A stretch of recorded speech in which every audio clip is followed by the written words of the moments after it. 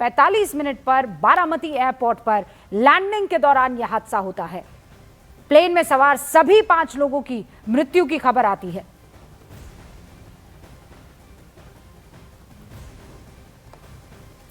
अनंत विजय जी भी हमारे साथ जुड़े हुए हैं।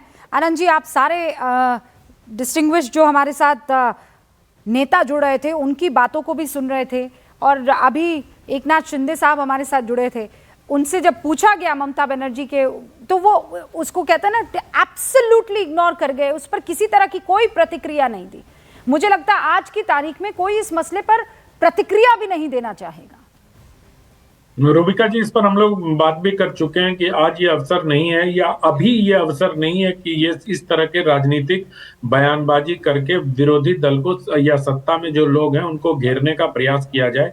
ये ममता बनर्जी की एक कुंठित मानसिकता है जो प्रदर्शित हो रही है कि इस संकट के समय में, दुख की घड़ी में इस प्रकार वो राजनीति कर रही है एक विमान क्रैश पर। मुझे लगता है कि इससे उनको बचना चाहिए। दूसरी बात जो मैं अभी सुन रहा था अजीत दादा पवार के बारे में, आप बार बार करिए, बारामती को उन्होंने बदल दिया। आपको मैं याद दिलाऊं कि अभी एक या 1.5 महीने पहले उन्होंने बारामती में एक Sharad Pawar centre of excellence for AI, ये इसकी भव्य शुरुआत की थी। और वो मतलब ऐसा नहीं था कि सिर्फ सड़कें और इमारतें ही बारामती की चमचमा रही हैं। वहां के लोगों को रोजगार देना, वहां के लोगों को जोड़ना, वहां के लोगों को नई तकनीक से जोड़ना। कोई यूं ही फिदा नहीं होते अपने नेताओं पर। भारत में तो ऐसा लगता है कि नेताओं को लेकर एक अलग ही छवि है, लेकिन शरद पवार को लेकर, प्रधानमंत्री नरेंद्र मोदी के क्षेत्र वाराणसी को लेकर, और ऐसे कई लोग हैं, या सूरत को लेकर, इस तरह की छवि बनी है कि ये लोग एकदम जमीन से जुड़कर काम करते हैं और अपने क्षेत्र का कायाकल्प कर देते हैं। तो शरद पवार और ये क्या नाम है, अजीत पवार, उन्हीं नेताओं में से एक थे। और एक अजीत पवार बड़े विटी भी थे। जब आप उनकी बात कर रही थी वन लाइनर, तो मुझे याद आ रहा था एक प्रेस कॉन्फ्रेंस जब देबा भाऊ के नेतृत्व, देवेंद्र फडणवीस के नेतृत्व में भारतीय जनता पार्टी वहां जीत गई थी। तो आप याद करिए, प्रेस कॉन्फ्रेंस में 2 लोग आए थे, एकनाथ शिंदे जी और अजीत पवार जी। तो पत्रकारों ने पूछा कि आप लोग भी क्या उप मुख्यमंत्री पद की शपथ लेंगे? तो एकनाथ शिंदे ने कहा शाम तक रुक जाइए, शाम को बताऊंगा। इसी बीच अजीत पवार ने कहा भाई इनका मुझे नहीं पता, मैं तो शपथ ले रहा हूं उप मुख्यमंत्री पद की शाम को। तो ये उनमें एक विट भी था, बहुत मतलब वन लाइनर्स बोलते थे, लेकिन वो बहुत सटीक बोलते थे। अभी आप उनसे बात कर रही थी ना, मैं भूल गया जो कह रहे थे, आपका जो इंटरव्यू था देवेंद्र फडणवीस के साथ था कि वो देवेंद्र फडणवीस वो कह रहे थे ना कि बहुत प्रैक्टिकल अप्रोच के साथ चलते थे और प्रैक्टिकल निर्णय लेते थे। तो ये जो बयान मुझे याद आ रहा है प्रसंग, वो बहुत प्रैक्टिकल था कि भाई मैं तो शपथ ले रहा हूं, शिंदे साहब आप देख लो अपना। तो ये अप्रोच जो था ना अजीत पवार का राजनीति में, बहुत प्रैक्टिकल अप्रोच के साथ, सही कहा देवेंद्र फडणवीस ने कि उनको पता था कि क्या प्रैक्टिकल है और क्या इम्प्रैक्टिकल है। एक बार उनसे चूक हुई जब सुबह 6 बजे उन्होंने और देवेंद्र फडणवीस ने अफरा तफरी में एक शपथ ले ली, लेकिन वो भी कुछ गड़बड़ हो गया। वो आप छोड़ दीजिए, ये अभी वो समय नहीं है उसकी चर्चा करने की। लेकिन आमतौर पर इनके जितने भी राजनीतिक कदम रहे अजीत पवार के, मुझे लगता है कि सभी एकदम सटीक बैठे, और उसका आधार यही था कि ये प्रैक्टिकल थे। वो जानते थे तमाम तरह के इन पे आरोप लगे, लेकिन वो प्रैक्टिकलिटी से दूर नहीं। मतलब दोनों पूर्व मुख्यमंत्री और मौजूदा मुख्यमंत्री दोनों ये कहते हैं कि इतनी क्लैरिटी थी उनमें, उनको पता था कि क्या करना है। तो कोई अगर फैसला लेना होता था तो वो ये नहीं कहते थे कि मैं सोच कर बताऊंगा, उस फैसले पर वो फौरन प्रतिक्रिया देते थे कि नहीं ये हो सकता है, नहीं ये नहीं हो सकता है। यही बात फडणवीस साहब भी कह रहे थे और यही बात एकनाथ शिंदे साहब ने भी कही है। आनंद जी, हमारे साथ एक कैप्टन कबीर मलिक साहब जुड़ चुके हैं, उनका रुख करते हैं। कैप्टन मलिक, थैंक यू, आप न्यूज़ 18 इंडिया के साथ जुड़े हैं। दर्शक ये जानना चाह रहे हैं कि ये क्या हुआ होगा। मतलब अभी तक तो खैर ब्लैक बॉक्स जब तक नहीं खुलेगा हमें नहीं समझ में आएगा, लेकिन ये जो मेडे कॉल जाती है, जरा दर्शकों को बताएंगे कि क्या लगता है इस विमान में क्या गड़बड़ हुई होगी? देखिए, इसमें मेडे कॉल का कोई अनाउंस नहीं हुआ था, और मैं आपको बता दूं ये रनवे जो है अनएक्टिव रनवे था। ये ट्रेनिंग के लिए यूज किया जाता था पायलट्स के लिए, और इस पे इंस्ट्रूमेंट लैंडिंग सिस्टम नहीं था। जबकि पायलट ने जो इसको अप्रोच किया था, वो मुझे लगा कि इंस्ट्रूमेंट लैंडिंग सिस्टम के हिसाब से उसको अप्रोच किया, लाइनअप किया और लैंडिंग करने की कोशिश की, जिसमें वो फर्स्ट टाइम में फेल हो गया।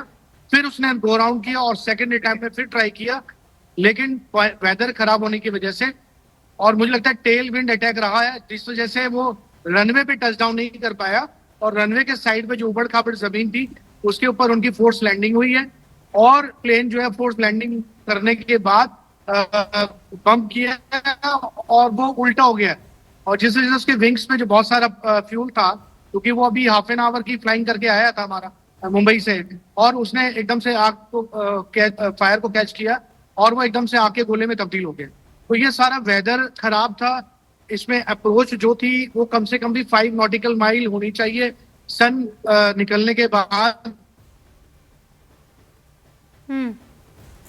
डिस्कनेक्ट हो गए हैं भाई। कैप्टन कबीर मलिक तो कह रहे हैं मेडे कॉल नहीं गया था, हमारे सूत्र ये बता रहे हैं कि मेडे कॉल गया था। वो ये कह रहे हैं कि ये रनवे एक्टिव नहीं था आनंद विजय जी, और इसीलिए उन्होंने कोशिश की, एक बार फेल हुए, दूसरी बार पायलट ने कोशिश की तो वो ऊबड़ खाबड़ वाली जगह पे घुस गया और तब जाकर यह हादसा हुआ।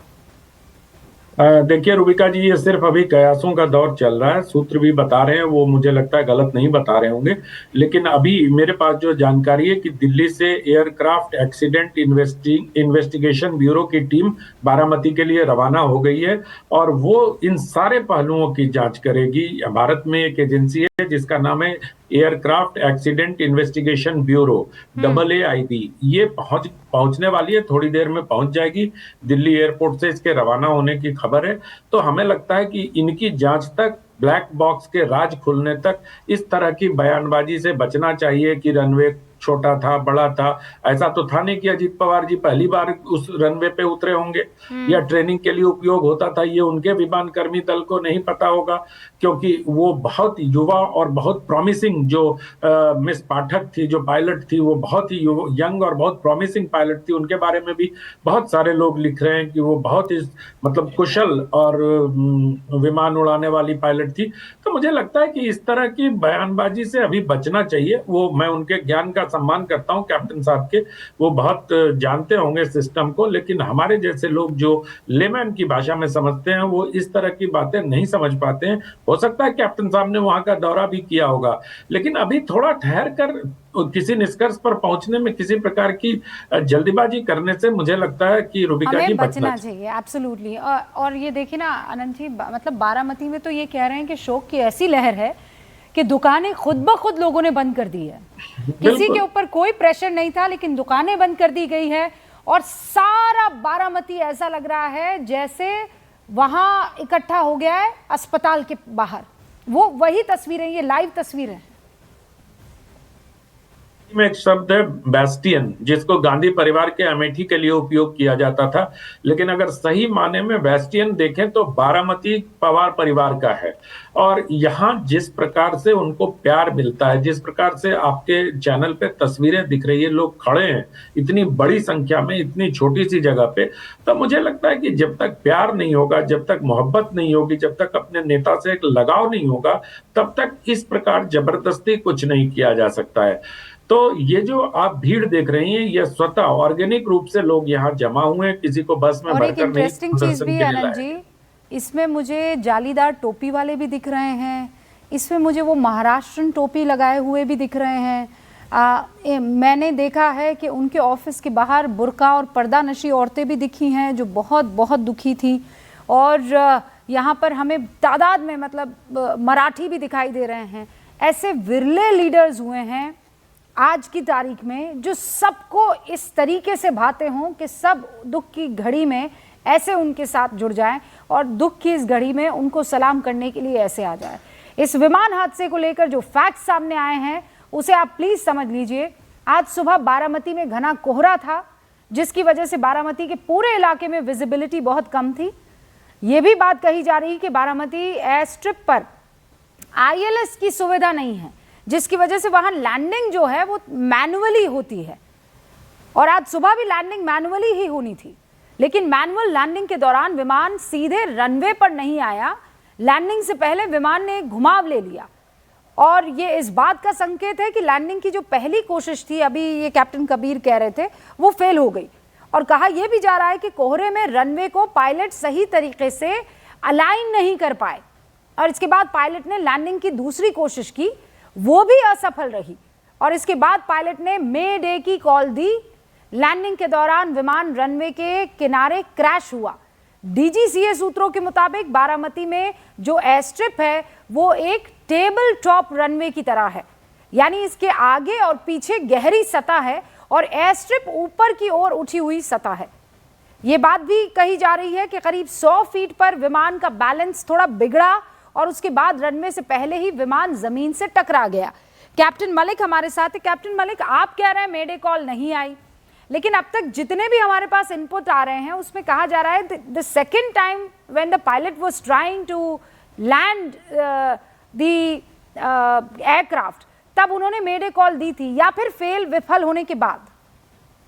देखिए, जो अभी तक मेरी नॉलेज में है वो यही है कि फर्स्ट अटेम्प्ट में अगर कुछ प्रॉब्लम होती है, टेक्निकल फेलियर होती, तो फर्स्ट अटेम्प्ट में ही वो मेडे कॉल डिक्लेयर करते और उसके अंदर जो है ये गो राउंड करते और वहां लैंडिंग नहीं करते, या फिर नियर बाय जो ILS इक्विपेटेड जो फुल इक्विपमेंट से इक्विपेटेड रनवे था वहां पर लैंडिंग होती, लेकिन ये ऐसा नहीं हो पाया।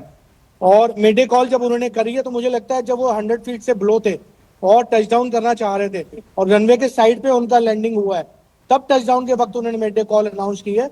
उस वक्त की मुझे नॉलेज नहीं है, लेकिन मेरा एक्सपीरियंस जो कहता है वो यही कहता है। अब मैं एक बात समझने की कोशिश कर रही हूँ कैप्टन साहब, देखिए हम तो कार वार चलाने वाले लोग हैं, हमको एयरक्राफ्ट का इतना नॉलेज नहीं, वो आप ही बता कि जब एक बार आपको लग गया कि यहाँ तो मुश्किल है, लैंडिंग नहीं हो पाएगी, बड़ा खराब मामला है, तो दूसरी बार तो उनको लैंडिंग नहीं करना चाहिए। एब्सोल्युटली, ये तो बहुत रिस्की था ना, और आपके पास आपके पास 5-6 लोग पहले से मौजूद थे, तो फिर आपका लैंड करना दोबारा, मतलब आप यू टर्न लेकर आए होंगे ना, वापस हवा में एक टर्न लेकर आए होंगे। देखिए मैम, क्या होता है कि जब आपके साथ कोई VIP प्रोटोकॉल में होते हैं और आपको पता है कि मान लीजिए मैं ही आपको एक एग्जांपल दे रहा हूँ, मुझे पता है मेरे साथ कोई VIP प्रोटोकॉल है और VIP प्रोटोकॉल में बिल्कुल क्लियर है कि अगर आपका फर्स्ट टाइम फेल हो रहा है तो आपको रिस्क लेने की जरूरत नहीं है। आप उसको कहां से